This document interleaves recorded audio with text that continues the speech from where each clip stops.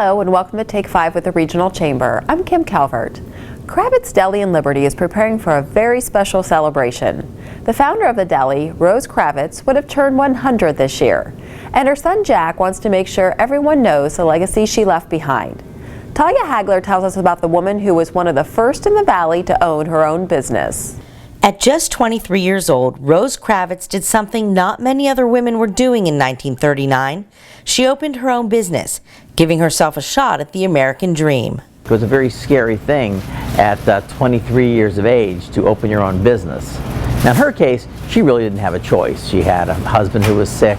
She had the idea that she was going to have a family, and she wanted to balance those. And she balanced it well, working long hours to create what is now a piece of the fabric of the Mahoning Valley. She worked here until she was 95, and she had advice for anyone hoping to follow in her footsteps to create a successful business. Somebody asked her, what's your advice to new entrepreneurs? She said, well, if you can't make it work in 40 hours, work 60. Rose's son, Jack Kravitz, has taken over the Jewish deli. He attributes the longevity of the business to his mother's desire to reach out to everyone. As the Jewish population of Youngstown has dwindled from 10,000 people to 1,500, we started doing other events. We've worked a lot with the Polish community. Our busiest day of the year is St. Patrick's Day. We've done a German Oktoberfest. To celebrate his mother and her legacy, Jack is hosting a 100th birthday celebration for her next week. The event includes $10 specials on some traditional Jewish foods, and they're bringing back one of Rose's favorites, the hand-rolled, hand-boiled egg bagel. They'll also be creating the Rose Kravitz Women in Entrepreneurship Scholarship. We're working with the Youngstown Business Incubator. They have a Women in Entrepreneurship program, and we are doing a $1,000 sponsorship for that program. And that's something Jack said his mother would be very proud of. For Take 5 with the Regional Chamber, I'm Talia Hagler. The 100th birthday celebration begins on Monday. For more on everything Kravitz has to offer, visit KravitzDeli.com. Having a fulfilling job can be important for self-esteem and a sense of independence for people with developmental disabilities, but job hunting can be a difficult and frustrating process for them. The staff at the Mahoning County Board of Developmental Disabilities is hoping to make it easier by bringing the employers to them. Leslie Casano tells us the agency is holding a reverse job fair on February 5th. The Mahoning County Board of Developmental Disabilities is turning the typical job fair on its head. The agency is holding a reverse job fair which allows the job seekers to showcase themselves and their skills to potential employers.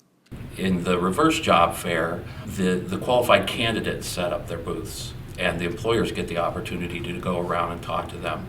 It's a much more targeted approach where the candidates are kind of pre-screened to have the skill sets that are required for certain industries, and then the employers that offer those types of positions are invited to the reverse job fair. The job seekers, who all have developmental disabilities, are well prepared for the interaction with the employers. Before the big day, they practice interviewing skills and resume preparation. They also work on their 30-second elevator speech so they can quickly highlight their skills and abilities. For the employers, the reverse job fair gives them access to qualified, motivated candidates. And hiring a person with developmental disabilities has its advantages. They stay in jobs much longer than just the regular employees that a business would have. There's a 48% lower turnover rate, so that will reduce costs for the business. Another benefit is they come to work on time, they want to work, they're excited to work. So far, Walmart, Windsor House, and Gillette Nursing Home are signed up to participate in the reverse job fair. Organizers are so confident it will be a success that they're already planning another fair for July. For Take 5 with the Regional Chamber, I'm Leslie Casano. Again, the reverse job fair will be Friday, February 5th at ITT Technical Institute in Youngstown from 9:30 to 11:30 and 1 to 3. We hope you enjoyed this edition of Take 5, and we'll see you again next week when we visit Greenbrier Healthcare Center to take a look at their new anti-gravity treadmill. With the Regional Chamber, I'm Kim Calvert.